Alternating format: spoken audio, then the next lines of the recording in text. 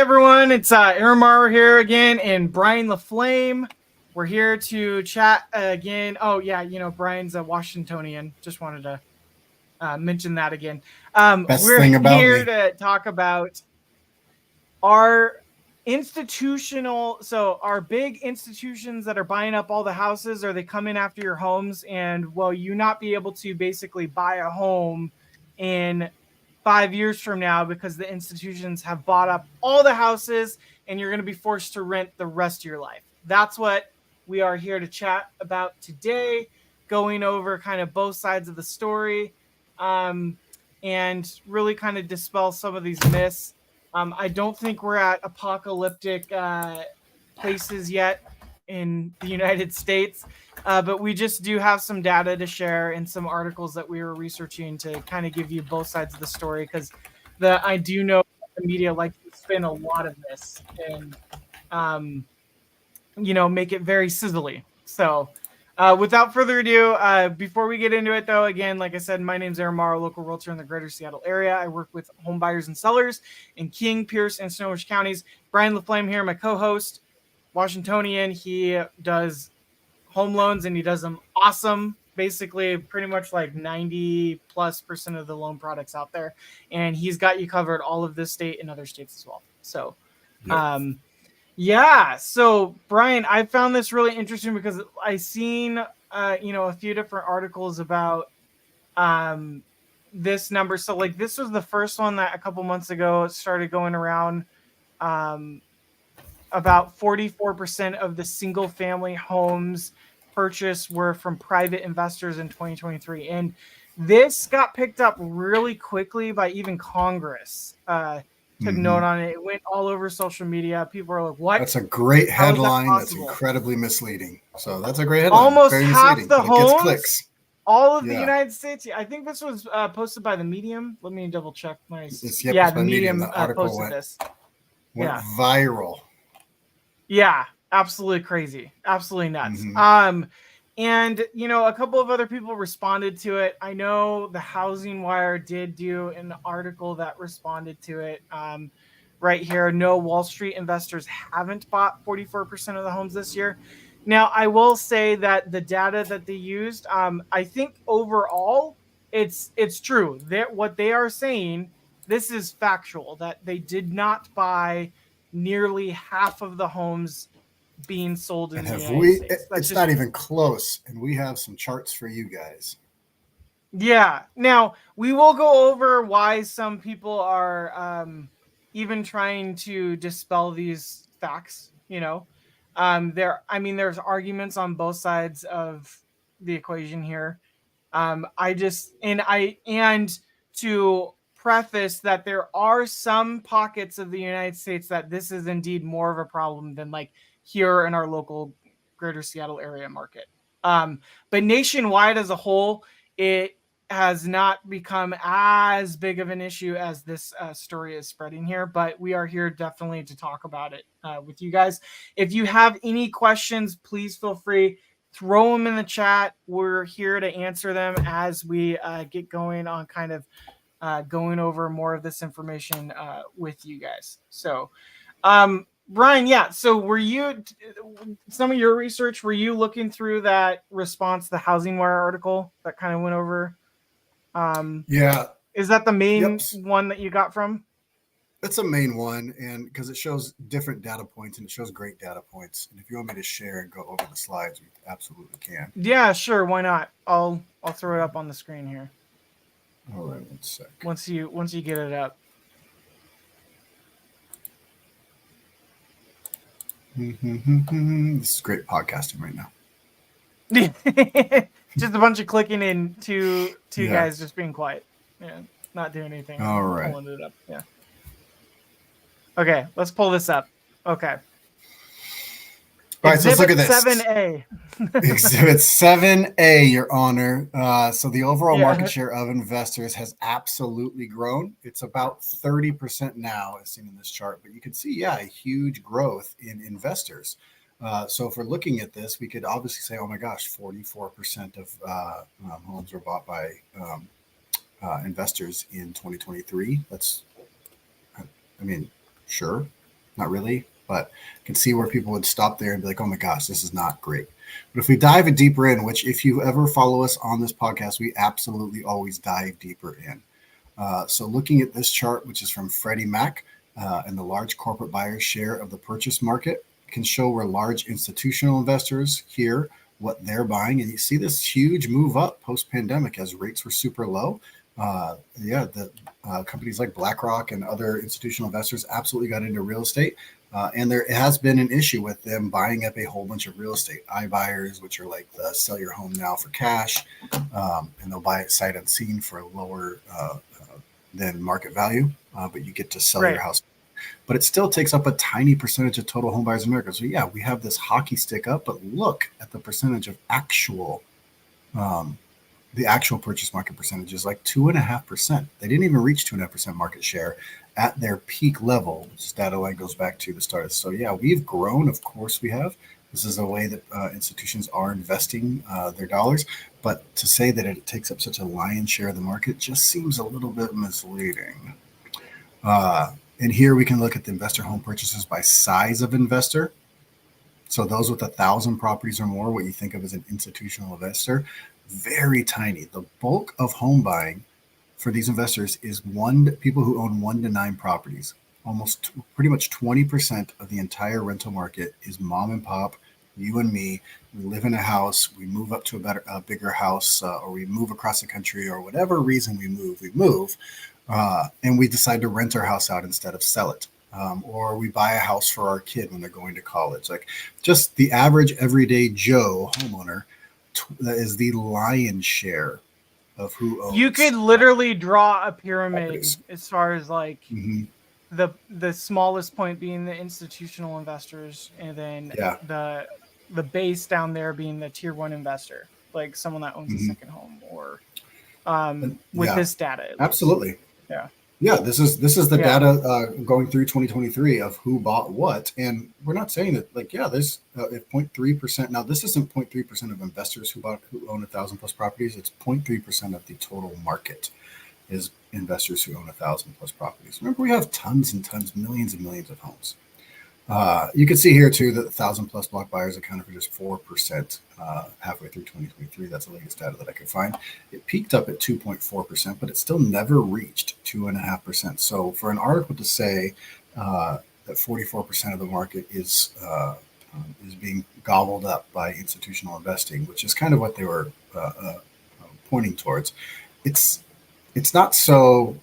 It's just not so honest. Yeah. No, of course.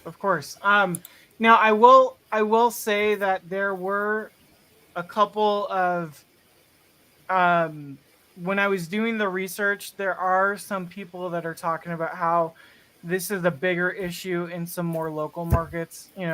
There's quite a few areas in the Sun Belt that do have a much larger presence of institutional home buying. For instance, to quote this article here, right here, just 5 companies, so institutional investors, own 8,000 Kansas City houses, creating intense competition for residents. Now, what would be interesting though, and I'm not a local real estate agent, but I would like to maybe connect with one of my local realtors over there to figure out what's that portion of how many houses are in Kansas City. Like of the 8,000 that are there, what would be the total, what's that ratio?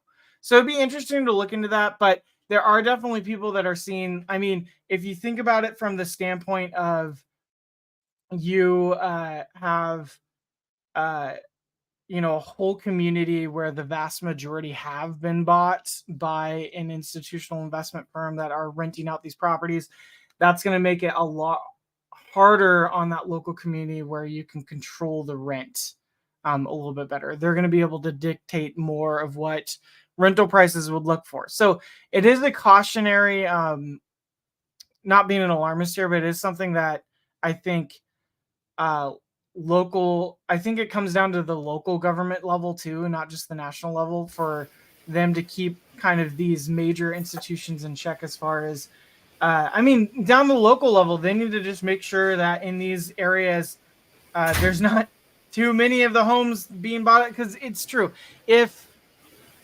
like let's say in theory, this theoretical theory that the local Seattle area had like Blackstone come in and bought half of the homes in the greater Seattle area, like I think it'd be very hard to do and it'd take a very, very long time. But let's say that happened. Yes, if they indeed actually control half of the investment, the real estate market in the greater Seattle area, they would have a lot bigger say on rental prices, without proper legislation in place to kind of curb what they could dictate in the market. Now, this is a theoretical, like, the the problem is we need to find statistics showing like in different parts of the United States if this is actually truly going on, because that number is a little incomplete. The 8,000 homes in Kansas City, I'm really wanting to know from a standpoint of how many of those houses make up all of Kansas City. How many houses are there? Is it a drop in the bucket, or is it actually a significant chunk, 10% or more of the total houses that are in Kansas City? Yeah, That would and be like even where the I data would be that trying I to look into more of it. even the data that I sent is nationwide, so it's incomplete because it's not local to somebody's market, which local conditions push pricing and availability much more than national conditions when it comes to a housing market. And it's Right. incomplete data to say that 5 companies own 8,000 Kansas City homes because we want to know. I mean, that's probably my intuition says that that's a real big number. It's a huge proportion of the properties that are not now available on the market, and probably really tough to compete with as a buyer if these companies are still gobbling up properties. From a seller, you get cash right away, or you get financing contingencies and inspections and appraisals and stuff like that with a residential buyer.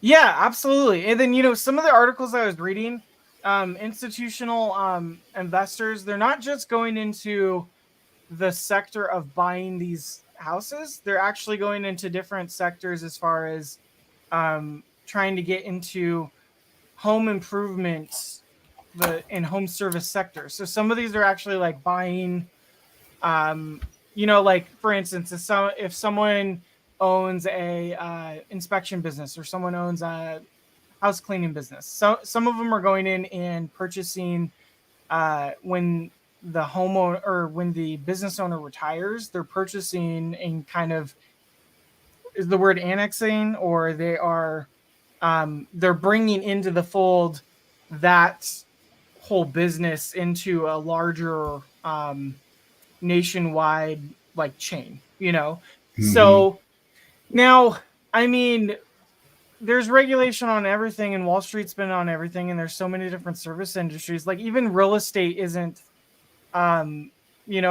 we have big tech companies like Zillow and Redfin and other brokerages, whether they're a brokerage or not. They've been getting into the real estate game for over a better part of a decade now, or Yeah, via longer. iBuying. There was a hilarious story that Zillow jumped out of the iBuying game because it had a really tough time valuing the properties that it I purchased. saw that. Yeah, because they were basing it on, I believe Zillow was basing it, if I read the articles right, they were basing it solely on their algorithm, on Mm-hmm. On those estimates. what the houses were. Yeah, so they were, during the One pandemic, they wasn't were wasn't great. no, it wasn't great. And you know what? It ended up, Zillow ended up having to lay off a ton of people.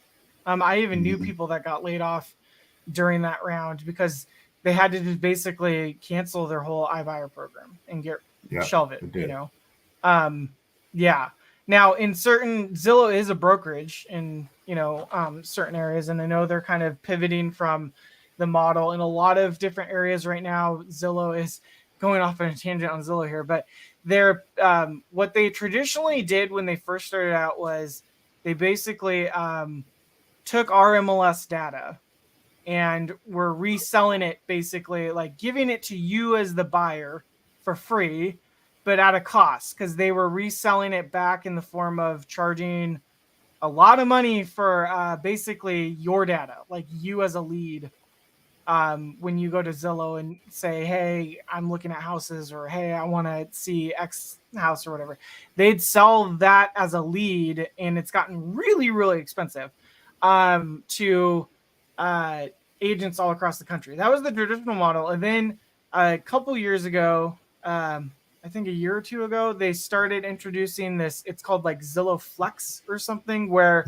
they are now also in larger areas, parts of the country. They are trying to transition fully into a flex model where instead of charging the leads up front, they're actually they're just asking for a referral fee on the back end once it closes. So like if you as a buyer, for instance, go purchase a property from like you go on Zillow right now, you're searching for homes, you click, hey, I want to see this property, I want an agent to show it to me. Zillow has an agreement with that agent in this model where they will give Zillow 40% of what that agent was going to earn from the transaction, whether it was coming from you as the buyer or the seller. And let's not, chicken or egg. I mean, really, you as the buyer are ultimately paying for that, whether it was out of pocket up front or rolled, subsidized into your loan by purchasing the property. Really, I mean, the seller is arguably saying, hey, this is how much I'm offering, but really you're paying for that as the buyer. So you're paying your buyer's agent ultimately, whatever that was. So you as the buyer actually paid Zillow 40% of whatever that commission was, essentially. And that agent directly had to pay that too through these programs. It's actually the largest referral fee percentage that I've seen out of any other companies that do this. So it's really, really high. I mean, 40% is a lot to ask for to kind of gatekeep someone into a house. But I know there are some companies out there that are actually trying to figure out how to get, like, if the buyer's actually, if the buyer has to pay their agent anyways, and there's a referral fee type service, there's some companies out there or tech companies that are trying to make it where they share that with the buyer. So if the agent has a referral fee set up, like let's say it's 25% or 30%, they'll actually split that with the buyer in that company. So, I mean, that's kind of cool because it's like actually like, and that would be more like transparent. Like the buyer would know what's going on then in that situation, This hasn't, by the way, what I'm announcing, like I don't know of a company that's fully invested that model. I'm hearing this in the back end and I'm talking to some people. I can't divulge what company and who or anything like that. But these are things that we're gonna probably see entering the market in the next couple of years from other tech companies that are either trying to just get their hands into the real estate market, or maybe some companies out there that are truly actually trying to make the experience better for buyers. I mean, for profit, right? Let's not get it twisted. Everyone's doing this to make some money, but truly care about home buyers. Not saying that Zillow doesn't, but I am. I'm you are, yeah. Well, if anyone comes after our podcast, Zillow gods, it was Bryan, not me, that said that. But yeah, so I mean, just to kind of educate our listeners and viewers on how that whole system works when they sign up on Zillow. Now, the interesting thing, I think I just went on a whole this could have been a whole different podcast about Zillow, but what's interesting is going on with these other companies now, like Zillow, that have this model. It's not going to be too much of an issue here, but like, I mean, now with the new announcements of they built that model. So like now Zillow, that whole model, and other companies like Redfin, they're built on the model of getting either that referral fee or that business at closing. So in these other parts of the country that it's going to be more of an issue with more sellers not electing to offer a buyer's compensation, like we talked about in a couple podcasts back on what's going on with the NAR lawsuits. That's going to be a more issue with these companies that have built their whole business model off of either selling buyer leads at a really crazy high price, or a referral on closing on transactions, if it's going to be that much harder for agents to help buyers get through the home buying process. You're the product and we're the product for Zillow. We're both parts of the product for Zillow.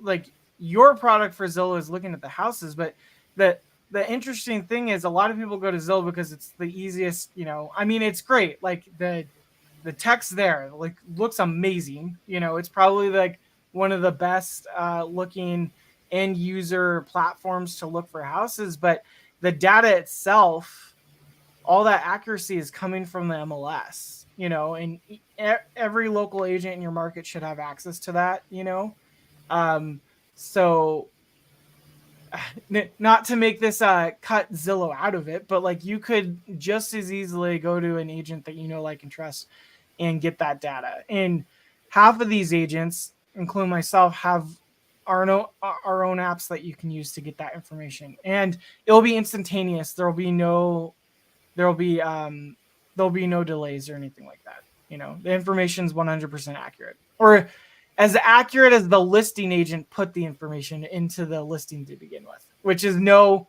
less accurate than what Zillow would have since it's aggregated to Zillow. That was kind of a tangent on the second half of everything that we've been chatting about, but that was just kind of another example of just like tech companies or institutions getting into the real estate market as a whole.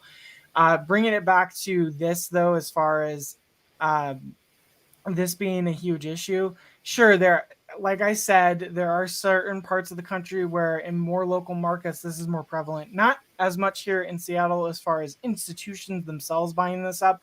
I will point out one thing though. Congress right now, like you mentioned, Brian, is working on trying to pass legislation to make it where these companies have to accurately report what their inventory is. And because as it stands right now, there's no laws stating that they have to actually report that accurately, so they could in theory just report the same inventory for a 10-year period as it stands right now without any legal recourse to that. So we don't know, but like I don't that the headline is not correct. 44% of the total houses in the United States last year were not purchased by big institutions. Right. Yeah.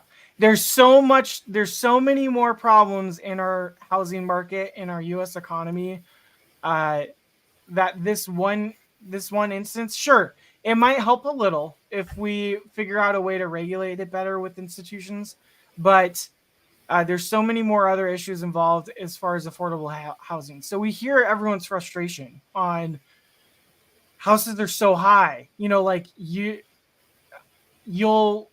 it's very hard. I talk to people every day that would love to get pre-approved, and they can get pre-approved, just not on a price point that's realistic to this area. That we're living in. And but the interesting thing, Brian, we pre-approve people all the time that could easily take that amount and easily buy something somewhere else the further they go out, Yeah. So I think the time is the biggest factor that cripples someone from the home buying. Waiting another 10 years is what makes it harder and harder. Sure. I don't think inflation doesn't help. People making a living wage hasn't kept up with home prices. So there's so many other aspects at this to hit it from all different angles. This one is kind of just a drop in the bucket, Yeah. This is not a monster to be scared of. No, I would say in theory, solving some of the other issues going on in the housing market would actually move the needle a lot more and a lot quicker than you even see some people on social media are just like, let's just do a huge reset. Everyone just nuke all their home prices and reset and start, and that's not the answer, Yeah. So, yeah, let's see how that no. Exactly. So, Bryan, you have anything to mention on any of that? I just went on like a 10-minute Zillow rant. So, You sure did. No, I want to say in a future podcast, we're going to be talking about for Washington State residents, a brand new program that could allow for a 20% down payment assistance loan and closing costs. So, for wait, example, 20%? mhm. So we're not going to talk about it Folks, today. I almost Certainly lost gonna my get started. breath. 20%. It is it should allow for for example, a $500,000 home. The Yeah. down payment assistance loan will be at 0% interest with no payments for 20% of that, so it's $100,000. And they also will allow for the closing costs to be included in the down payment assistance. So another, say, 3% in closing costs for standard buyer. Closing costs would be $15,000. So a buyer would be able to purchase a home, a $500,000 home with 0% interest second mortgage that is paid off when they either sell the house or pay it off after 30 years. Or they can also refinance out of it eventually. It's the same thing as all other down payment assistance loans that allow for 3, 4, or 5% of the purchase or the loan amount in down payment assistance. This is a 20% down payment assistance, and it is meant to help those who are excluded from housing pre-Fair Housing Act of 1968. So if you or your parents or your grandparents were discriminated against and unable to enter the housing market or had hurdles to entering the housing market pre-Fair Housing Act, this is a way to kind of try to make up for that generational wealth gap that was created because they weren't able to purchase at that time.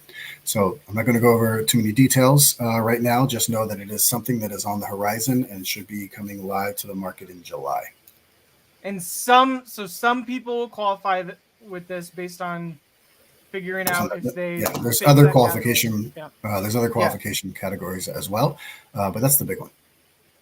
That's great to know. Hey, Bryan, without getting too much into it though, would the interest rates be similar to basically what already is through, like, I know the DPA program Washington State has for, or the most popular one for 3.5 down right now?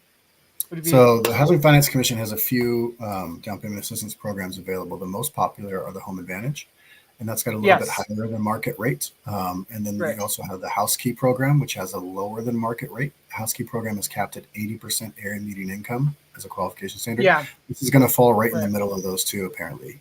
So it should be quite right around market rates. And another qualification is you have to be at you got to be at 100% of the area median income, which is like 140 something thousand in King and Snohomish, like 119 in Thurston County. A lot of people fit into that category if they can meet the criteria that you just mentioned at the beginning. So yeah, it's going to be. I think it's going to be a super useful program for people who feel like they've been kept out of the housing market in the past because of parents or grandparents, or maybe themselves, depending on their age, or also people who really have a tough time saving up for that down payment. And getting 20% down would be huge for them. Great. Bryan, would you say if anyone's listening now that lives in Washington State and they feel like this might be a program that they could qualify for or want to look into it more, even before July, should they be reaching out to us now so then we can I would be reaching out. Yeah, I'd be reaching out right away if I were somebody watching this thinking about homeownership, and then we get together and see what the qualifications look like. Yeah. All right, guys. Anywhere in Washington State. So this doesn't have to be even in my service area, like on the Western Washington. If you're in Spokane, Moses Lake, whatever, reach out to us. And like Bryan said, this is going live in July, but this could be a huge deal. Like, I haven't heard news like this in a long time. A 20% down payment assistance loan. Down payment assistance program where it's a 0% interest rate on it, just like most of the other. I mean, that's nuts. Yeah. This is crazy, Bryan. This is like MCU, like an Avengers level news on a home loan versus this isn't just your one. This isn't your one-off, Ant-Man or something. This is MCU level, Avengers level thing. So great. Okay, guys. Well, you heard it from Bryan. So again, Aaron Maher here, local realtor in the greater Seattle area. I work with home buyers and sellers in King, Pierce, and Snohomish counties.